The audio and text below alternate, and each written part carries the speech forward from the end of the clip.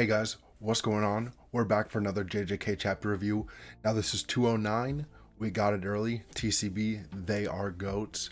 But we get to see the boys again, first of all, and Kenjaku, he's going to reveal some more interesting stuff about the calling games. But right away, we start with a flashback before the Sumiki fight, and military are entering the colonies. Like we knew, we saw the Kogenes, they're running up the numbers, and we just see, hey, yo, I'm Kogane, yo, yo, yo. And nobody's saying anything back to him, but American troops enter the colony. The hunt for Jujutsu sorcerers begins, and whatever. But it's called Offering to the Unknown. That's an interesting one. But we start off Kenjaku. He's saying that random transfer of energy entering a colony is not mentioned in the calling game rules. So unless they respond to the Kogane's question, the transfer won't happen of cursed energy and stuff.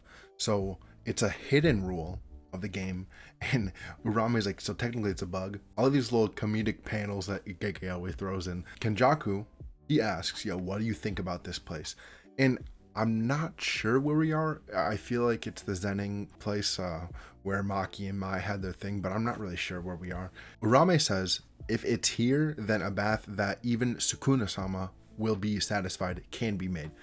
So we don't know what the bath means, but the translator notes say that the raw is simply just bath, but it could be referring to ablution, I think it's said, but that's like a ceremonial bath of like washing away stuff, like religions do sort of stuff like that. But we see other characters that we have seen, like Higuruma and the dude that blows up his body parts, but they know that humans are entering the colonies right now, and they can tell a bunch of people are coming in. But this girl, who was with the Reggie fight, I'm pretty sure, against Megumi, she gets a grenade thrown in. And I'm pretty sure it's just a stun. He killed me with a stun. Y'all know what I mean, but they throw in a stun, and I love this paneling because the dude shoots the taser. You can see the two taser bolts coming, and it leads you right to the next panel of the girl getting hit, and then, you know, she gets shocked, and then the next panel shows her falling over. Just great stuff from Gege. Just great stuff from Gege. Like, I love his artwork and just how he can portray movement and stuff, but they inject her with something, and she's like, yo, these guys aren't sorcerers. So next we get to see what the, I guess, US troops are doing, and they are accruing, you know, more jujutsu sorcerers, or just Japanese people in general, because that's what they said that they were going to do. But they basically already have first place in, and it's seemingly just a bunch of random people. They're saying like it was really easy, like they don't know why their lieutenant was so afraid, but like, you know, it's really easy. And then third place comes in, who's like, yo, there's more to it, like these sorcerers are something. But the girl, and I like her design, she's like, yo, can I be first place because I'm a girl? I don't know why that's added, but yeah. And she or they killed this person, and the girl's like, yo, at worst we just keep the brains intact, right? This dude would not go down. So they're saying that he couldn't be shot by 50 cals, and grenades weren't affecting him at all, and his head turned into a helicopter.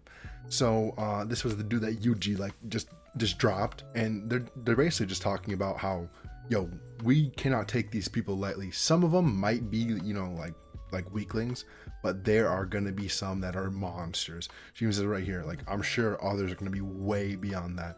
And then boom, we cut to this dude who is beating the fuck out of these guys. Like, he's like, these guys are foreigners, like, where are they from? And he's just beating them up. And then he thinks back to what Reggie said about the bomb that Kenjaku's going to drop in this thing, and he's like, is this what he means? I don't think so. Personally, I think it's going to be something after this. That's going to be the bomb that like all the sorcerers are going to have to do something. But either way, we cut back to Urame and Kenjaku, and this is where we get some good reveals. So Urame is like, yo, you want to pit Culling Games players against non-sorcerers or the soldiers just to get like the stimulation of curse energy to be high enough that the preparations to merge with Tengen can be complete. And Kenjaku's like, yeah, I'll give you 60 points. That's almost it. But he says, besides Tokyo and Sendai, which our boys are all in, it's true that other colonies don't have enough curse energy. So as insurance, he sent militaries from other countries into these colonies to die. we get to see why, but he says he wasn't expecting a sorcerer versus soldier like showdown. But he said, putting aside incarnated players that like have came back from the past, the newer awakened players will have more time like struggling, because, you know, even if they are strong, they aren't really willing to kill because, you know, they're modern day people. But we see Kenjaku growing this like cursed spirit out, And he says, like, as for soldiers, like, once their casualties grow, they'll become more like cautious and they'll retreat. But since non-sorcerers are worth so little in the culling games, none of our people or none of the sorcerers are really gonna care about them. So Urame's like, oh, I see. And then we see this cursed spirit. It's eating at this person, and that's why I think this is the Zenning place, like where they threw Maki and Mayan, because like maybe that's where the dude's body was. Her dad, I forgot his name, but maybe it's eating their dad. I don't know, but I think Kenjaku says, "Yo, you figured out yet? Like when we had the military move at night, it wasn't to give them an advantage." But then Urame cuts in. He says, "Yo, even if non-sorcerers release a large amount of curse energy on death, like does that hold true for like humans abroad?" And Kenjaku's like, "Yeah, that's true. Even death will inflict enough stress to have like curse energy come out, I guess." But Urame then says, "Yo, from the start, you had no intention of pitting the sorcerers against soldiers, right?" Kenjaku's like, "Yeah, that wasn't necessary. There is a truth that all non-sorcerers can't overcome no matter what. And it's curses." And we get to see this dope panel of this curse coming up. And Kenjaku then says, after we get this like sick panel of the cursed spirit, that I released a huge number of cursed spirits in each colony. The night is their home. Like, we know the night of like 1,000 demons or whatever, like every time Kenjaku's used or Geto has used cursed spirits on a big scale, it has been at night, because that's just when they operate better. People are afraid of the night and that's just their home ground. And we see this soldier, he's like, what the fuck? Because like he's about to probably shoot at it. But we cut to Angel and she's like, yo, Kenjaku may be planning for cursed spirits to conduct a massacre of all these non-sorcerers. And I don't know how the Angel knows this like right away, but our boys are like, why? Because this is when we're seeing our boys. Angel goes on to say, like, if the curse energy of the calling game players isn't enough to fill the colonies, then it will provide insurance, because obviously we already know what's happening. So then they say, like, even so, why would thousands of ordinary people enter colonies? Because like, they don't think that they're soldiers yet. And the comedian dude, Tabata, he's like, maybe it's my fault. I think that's his name, Tabata. But he says, my popularity drives people wild. And they're like, yo, this is not the time to be joking. And then we see a stun. He killed me with a stun. Look, guys, look. But we see a stun grenade get thrown out. And my boy Yuji says, bop.